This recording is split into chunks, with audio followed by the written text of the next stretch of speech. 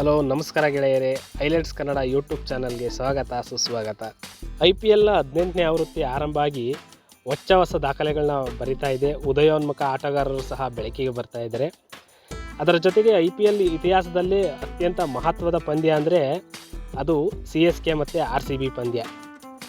CSK ಮತ್ತು RCB ಪಂದ್ಯ ಅಂದ್ರೇ ಹಾಗೆ ಅಭಿಮಾನಿಗಳಿಗೆ ಒಂಥರ ಯುಗಾದಿ ಹಬ್ಬ ಇದ್ದಂಗೆ. ಇಂದು ಚೆನ್ನೈನ ಚಪಾಕ್ ಕ್ರೀಡಾಂಗಣದಲ್ಲಿ CSK ಮತ್ತು RCB ಪಂದ್ಯ ನಡೆಯಲಿದೆ. ಜಗತ್ತಿನ ಎಲ್ಲ ಕ್ರಿಕೆಟ್ ಅಭಿಮಾನಿಗಳು ಸಹ ಈ ಪಂದ್ಯಕ್ಕೋಸ್ಕರ ಕಾಯ್ತಾ ಇರ್ತಾರೆ. RCB ಮತ್ತು CSK ತಂಡ ಎರಡೂ ಮೊದಲನೇ ಪಂದ್ಯವನ್ನು ಗೆದ್ದು ಒಳ್ಳೆಯ ಆತ್ಮವಿಶ್ವಾಸದಿಂದ ಈ ಪಂದ್ಯವನ್ನು ಆಡಲು ಬರ್ತಾ ಇದ್ದಾರೆ. ಇಂದಿನ ಪಂದ್ಯದಲ್ಲಿ ಯಾವ ತಂಡದಲ್ಲಿ ಸ್ಪಿನ್ ಬೌಲಿಂಗ್ ತುಂಬ ಚೆನ್ನಾಗಿದೆಯೋ ಆ ತಂಡ ಗೆಲ್ಲಬಹುದು ಅಂತ ಹೇಳ್ಬೋದು. CSK ತಂಡದಲ್ಲಿ ನೂರ್ ಅಹಮದ್, ರವೀಂದ್ರ ಜಡೇಜಾ, ರಚಿನ್ ರವೀಂದ್ರ ಸ್ಪಿನ್ ಬೌಲಿಂಗ್ನಲ್ಲಿ ಮೋಡಿ ಮಾಡುವಂತಹ ಸಾಮರ್ಥ್ಯವನ್ನು ಹೊಂದಿದ್ದಾರೆ. ಫಾಸ್ಟ್ ಬೌಲಿಂಗ್ನಲ್ಲಿ ಖಲೀಲ್ ಅಹಮದ್, ಪತಿರಾಣ ಮುನ್ನಡೆಸಿದ್ರೆ, ಇನ್ನು ಬ್ಯಾಟಿಂಗ್ ವಿಭಾಗಕ್ಕೆ ಬಂದರೆ CSK ತಂಡ ತುಂಬ ಬಲಿಷ್ಠವಾಗಿ ಕಾಣಿಸ್ತಾ ಇದೆ. ಆರಂಭಿಕರಾಗಿ ಋತುರಾಜ್ ಗಾಯಕ್ವಾಡ್, ರಚಿನ್ ರವೀಂದ್ರ ಒಳ್ಳೆ ಸ್ಟಾರ್ಟ್ ಕೊಡಬಹುದು. ಮಧ್ಯಮ ಕ್ರಮಾಂಕದಲ್ಲಿ ಶಿವಮ್ ದುಬೆ, ಸ್ಯಾಮ್ ಕರನ್, ಧೋನಿ, ರವೀಂದ್ರ ಜಡೇಜಾ ಅತ್ಯುತ್ತಮವಾಗಿ ಇನ್ನಿಂಗ್ಸ್ ಕಟ್ಟಬಲ್ಲವರಾಗಿದ್ದಾರೆ. ಚೆನ್ನೈನಲ್ಲೇ ಪಂದ್ಯ ಆಗಿರೋದ್ರಿಂದ ಹೋಮ್ ಗ್ರೌಂಡ್ ಅಡ್ವಾಂಟೇಜ್ ಸಹ ಚೆನ್ನೈ ತಂಡಕ್ಕೆ ಇದೆ. ಇನ್ನು ನಮ್ಮ RCB ತಂಡದ ಬಲಾಬಲಗಳನ್ನು ನೋಡ್ತಾ ಹೋದರೆ ಪ್ರತಿ ಆವೃತ್ತಿಯಲ್ಲಿಯೂ ಬ್ಯಾಟಿಂಗ್ ವಿಭಾಗ ತುಂಬ ಸ್ಟ್ರಾಂಗ್ ಆಗಿ ಕಂಡರೂ ಬೌಲಿಂಗ್ ವಿಭಾಗ ತುಂಬ ವೀಕಾಗಿ ಇರ್ತಿತ್ತು. ಒಂಥರ ಅಸಮತೋಲನ ತುಂಬ ಇದ್ದು ಕಾಣಿಸ್ತಾ ಇತ್ತು. ಆದರೆ ಈ ಬಾರಿ ಆ ಥರ ಇಲ್ಲ.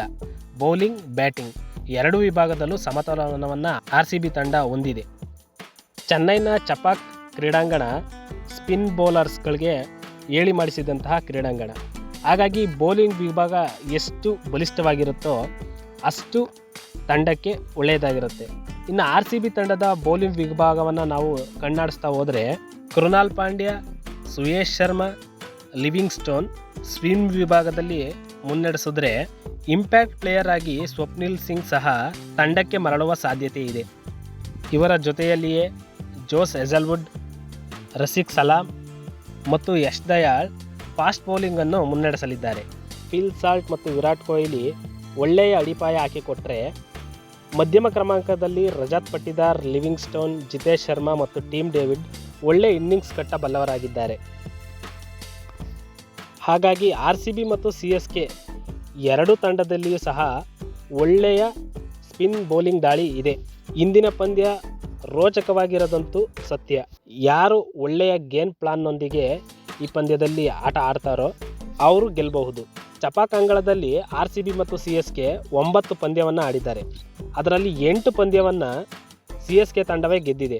1 ಪಂದ್ಯದಲ್ಲಿ ಮಾತ್ರ RCB ತಂಡ ಗೆದ್ದಿದೆ. ತವರಿನ ಅಂಗಳದಲ್ಲಿ CSK ತಂಡವನ್ನು ಮಣಿಸಿ RCB ತಂಡ ತನ್ನ 2ನೇ ಗೆಲುವನ್ನು ಇಲ್ಲಿ ದಾಖಲೆ ಮಾಡಬೇಕು.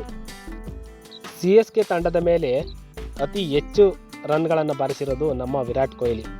ವಿರಾಟ್ ಕೊಹ್ಲಿ 1000 ರನ್ಗಿಂತ ಹೆಚ್ಚು CSK ತಂಡದ ಮೇಲೆ ರನ್ ಗಳಿಸಿದ್ದಾರೆ. ಇದು ಅವ್ರಿಗೆ ಒಂದು ಸ್ವಲ್ಪ ತಲೆನೋವಾಗಬಹುದು CSK ತಂಡದವ್ರಿಗೆ.